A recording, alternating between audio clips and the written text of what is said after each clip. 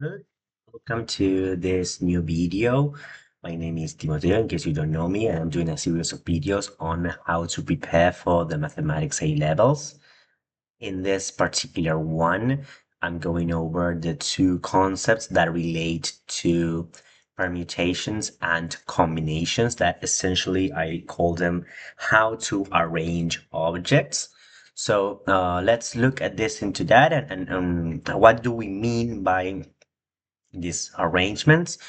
Well, essentially, we're talking about how we select objects from a particular set.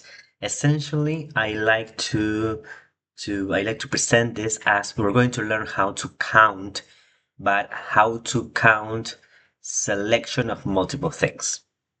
So that we need to make a very important distinction. That is the distinction between a combination and a permutation. When we're talking about a combination, what we know is that the order of the items that we're selecting doesn't matter. And in the permutation, the order of the items does matter. For example, if I'm going to create a personal identification number, a PIN, I can do so by choosing number 1, 2, 3, 4. This is an actual PIN that I can create.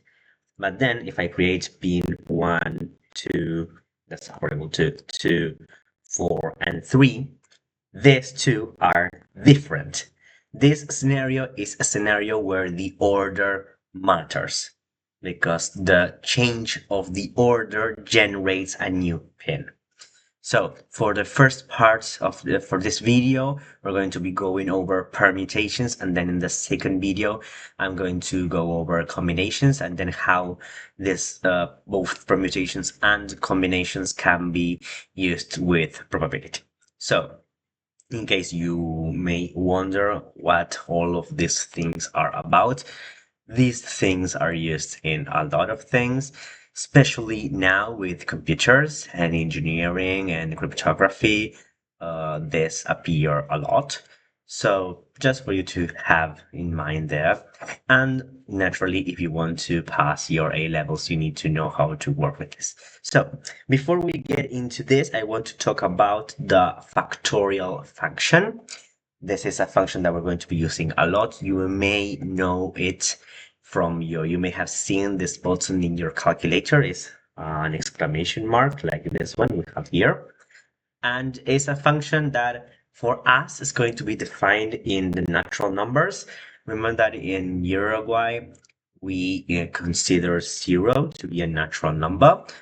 So we're going to be working with it. In some cases, they would just plug in 1 here and 2 here. It's not going to affect us which definition you choose to use. But essentially, we're not going to be working on the extension of the factorial function, that is the gamma function. We don't care about that for the A level, so I'm not going to get into that. Let's just look at this. We have the factorial function that is defined stepwise. We have that if the first natural, in this case 0, the factorial of 0 is going to be 1. And then for the remaining ones, we're going to be using the number times the factorial of the previous number. So how does this work? Well, imagine this. We have 4 factorial can be calculated as 4 factorial, that is equal to 4 times 3 factorial, because it's the number times the previous number factorial. So it's 4 times the 3 factorial. But then 3 factorial is going to be 3 times 2 factorial. And then 2 factorial is going to be 2 times 1 factorial. And then 1 factorial is going to be 1 times 0 factorial. But 0 factorial is by definition 1. So essentially 4 factorial is equal to 4 times 3 times 2 times 1 times 1 again.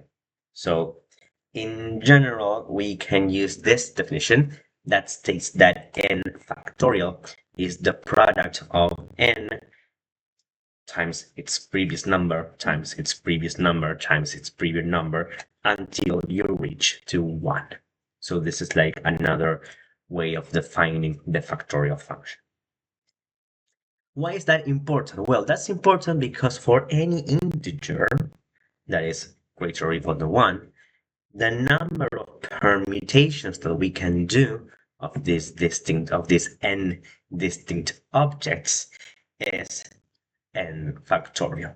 We write it like this, is n permuted in n. If we don't write this one here, it's fine. We understand that we're talking about the permutations of n, but what we're doing here is we are arranging n elements, and as we're working with a permutation here, the order matters.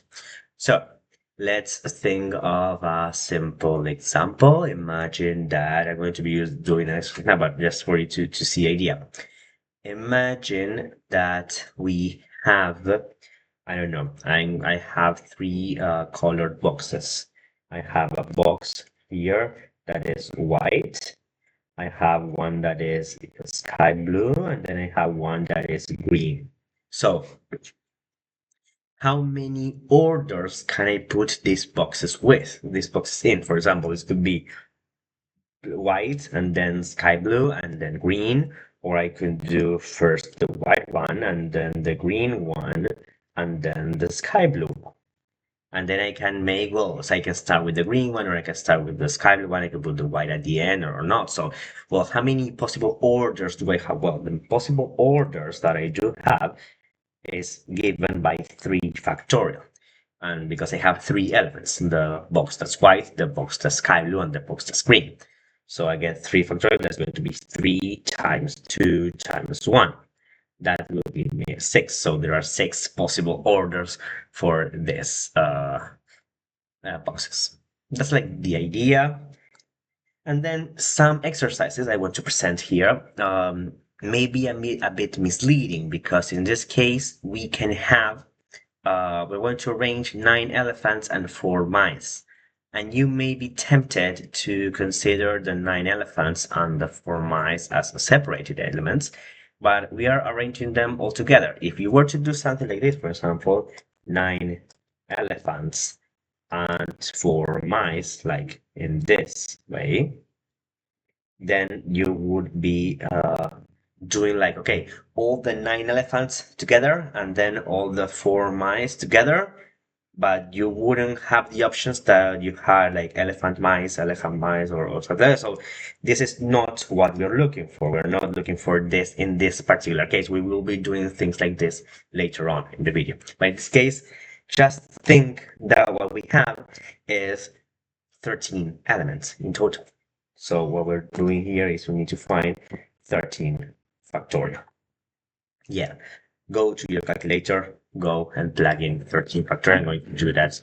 Now I have my calculator here, 13 with the exclamation mark. It is usually an alternative button, so you may need to use the shift button in your calculator, and you will get this beautiful number. I'm going to write it down, 622, 702, 0800. So this is essentially here, here, and here.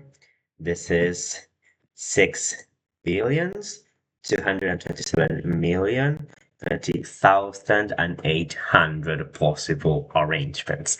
Factorials grow way too fast, and in some cases, if this were your final answer, then yes, you can write it down. But if you're working with this alongside other operations, you can just use 13 factorial, plug that in your calculator. It's going to be way easier, and you're probably going to make fewer mistakes. If you just write this instead of writing this number, then you can have problems when you read it from your calculator. You can have problems when you write it down. You can find problems when you write it again or when you type it again. It's really just better if you use this in case of doing an in-between process. So yeah, that's the solution for the first one. Now, once we get to this, we're going to move on to what we talk about when we talk about a permutation with repetition. And in here, I want to make an emphasis on a very important distinction, because here in Uruguay, or those who are speaking Spanish, you may know a permutation to be an arreglo. And the thing is with arreglos is that we have an arreglo con repetición that is not the same as the permutation with repetition. So this one, usually in Spanish, we call it una permutación con repetición. We make a distinction there. So just for you to know that what we call in Spanish un arreglo con repetición, it's not a technique that we're going to be using in the A levels as with its name. It may appear, but if it appears, it's just going to be a power. It's not going to be nothing strange. So we're just going to focus on the permutation with repetition that will most likely appear. And it's important that you understand how to use it. What's the idea here? The idea is that if the original set of objects that we are ordering has repeated elements, we are starting from something that has repeated elements. And here, when we talk about repetition, we're talking about that the object is essentially the same, has the same properties. It's not like something that could be like a swap, it's just the input is the same. For example, imagine that we have a bag that has has letters like written on paper, and these letters are A, B, C, and D. We have two A's written there, so it's more the fact that I have two A's is going to interfere with the number of arrangements because I can have I'm choosing to color them green and sky blue so that you can see that there's a difference, but they are the same. It's just that if I were to draw this possible arrangement and this possible arrangement, they are the same. So I cannot count them as a different arrangement. Although they come from different letters, they are the same arrangement because the letter A was repeated. So the thing is, the factorial that we worked earlier is not going to consider this. Essentially, it's going to add more. It's going to add more arrangements. So the way that we can deal with these added arrangements is by dividing. So how does this work? If we have a set that has n objects, where one object is repeated p times, then another one is repeated q times, another one is repeated r times, and so on and so on and so on, then the number of arrangements is the original one, the n factorial, but then we divide over the factorial of the repeated elements. In general, we say that we are going to include all of the letters so that these add up to n, but we believe that some of these values will be 1, and then is not everything going to be repeated. So you will be multiplying times 1, you can omit that multiplying times 1. But essentially, this is how to go. I like this exercise. I find it very interesting for you to take a look at this. We're talking about the country Burkina Faso and its capital city, Ouagadougou, and thinking of how many different arrangements we can make. So first, let's take a look at the word. We have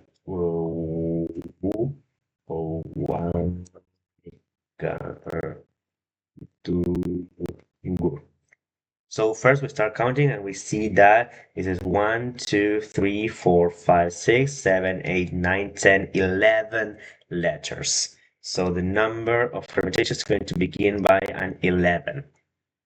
You go to Google, you can plug in the factorial if you want. I'm not going to do that, but if you want, you can do it. That would be like the number of arrangements if every letter were different. But in this case, we don't have all 11 different letters. Observe that, for example, here. This O that is here appears once, 2, 3 times. So we have here a 3 factorial because of the O. It's going to be a division, remember that. Then we're going to multiply that, and let's consider now the u's. There's 1u, 2u, 3u's. So it's going to be another 3 factorial now because of the u's. We're going to multiply that, and let's now consider the a's. There's 1a, 2a's. So we're going to multiply this times 2 factorial. And then finally, I have the g. There's 1g and there's 2g. Everything is repeated in this case. That's the beauty of this exercise. In this case, there's nothing that appears only 1. If there were, it will be multiplying times 1 factorial. Observe that 3 times 3 gives you 6. Oh, wait, yeah, there's a d. I forgot about the d. There's only one d here. So this would be the 1 factorial. This will be 3 plus 3, 6, plus 2, 8, plus 2, 10, and then plus 11, plus 1, 11. This one, I can write it or I can omit it. It's going to be fine. It's not going to change my result. The thing is, when I want to calculate the number of arrangements, I need to consider this. You consider the 11 factorial for the total, and then we have 3 O's, 3 U's, 2 A's, 2 G's, and that 1 D. So you can go and plug in, you can say 11 factorial and then get a number and write down that number. That's going to be messy. So I just go to my calculator and I plug in 11 factorial. And then I put on the divide. And in case yours is a one-liner calculator, you must write parentheses here, because if you don't write parentheses in your calculator, you will be dividing only over 3 factorial, then you're going to be multiplying times 3 factorial times 3, you're not going to be getting the result. So take some minutes to try it in case you're not certain on how the calculator works. Try it. I'm writing it down now so that I can show you what to expect for your result. You should be getting 2 factorial. This would give you a total of 277,200 possible arrangements using the words in the capital of Burkina Faso. This is a very interesting exercise for you to think of, and in the meantime, we're getting some new geography that is never something to miss out. So we know permutations and we know permutations with repeated elements. Another thing that may happen is that we include restrictions to the permutations. And in that case, I like to think of this in terms of like a hangman, like a drawing of a hangman. I think that it helps us to understand it. Let's hope that it works for you. If not, or maybe you know some other technique that you can share in the comment section. Here we have 6 men that are going to be arranged in a line. And first, we want that the oldest man is at the far left side. So imagine I'm going to be drawing, this line is going to be like this. We have 1, 2, 3, 4, 5, and 6. This is my line. So the thing is that in the far left side, so I'm talking about this side here, this one is actually taken because here is where the oldest man is going to be placed. So I'm not going to be using this side. I'm just going to be focusing on the remaining 5 sides. And, well, how many men do I have left? If I had 6, but I have used the oldest man for the first part, I have 6 men. They're going to be arranging into how many spots? Well, I have used the first one, so I only have 5 more spots. So it's going to be just 5 factorial or 120. You see that it's not that complicated. I like the method. I think it's very visual and it helps us to understand how to deal with this. So this is how we can go around arrangements when we have restrictions. It's a very interesting way around it. What happens when we have the 2 youngest men at the far right side? Again, I'm going to be doing like, okay, 1, 2, 3, 4, 5, and 6. And now what I know is that my 2 youngest men are going to be there, but I don't know how is it that I'm going to be ordering them. It could be like the youngest or the second to youngest on the far right. So here I have 2 men that are going to be arranged into these 2 positions. So here I have 2 arrangements of 2. Because here I have these 2 men that are going to be arranged in these 2 positions. And then I have the remaining ones. Then I have the ones that relate to well, I have here 4 places, and then I have 4 men left. So I have this 4 factorial here and this 2 factorial there. How is it that I can relate to these two? Well, here we have a very important principle that is called the multiplication principle. That has to do, if you think about it, is you can relate it to what we talked about. We talked about independence events in probability. It's not formally the same, but you can see a resemblance here. The idea is the selection of these 4 men that are here and the selection of these 2 men that are here are independent amongst themselves, right? That's the order I choose here is not going to affect the order that I choose here and vice versa, because here I have the men that are not the 2 youngest, so there's not a relation there. So what I can do, and this is when I have an and to deal with here, the word that I'm dealing with here is an and, because I want the 2 youngest men and the others.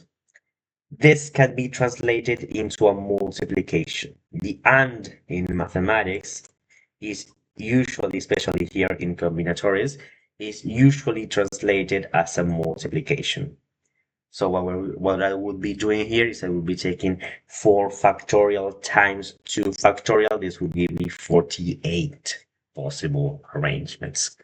In general, in mathematics, the and stands for a multiplication and the or stands for a sum. Those are the principles that we generally use. So this is an interesting one. And then we have the third one. For the third one, we have the 2 your test. The your test man is at neither end of the line. So what we can do here is we can think of it like, okay, we have here 1, 2, 3, 4, 5, and 6. We can think of this in different ways, clearly. In case that you're struggling with how to deal with this, you can say, okay, well, let's just take this first position here and know that here I only have 5 possible outcomes. Here I only have 5 possible men to include because I don't want for the shortest man to be here. So I'm going to put a 5 here because I have 5 options there.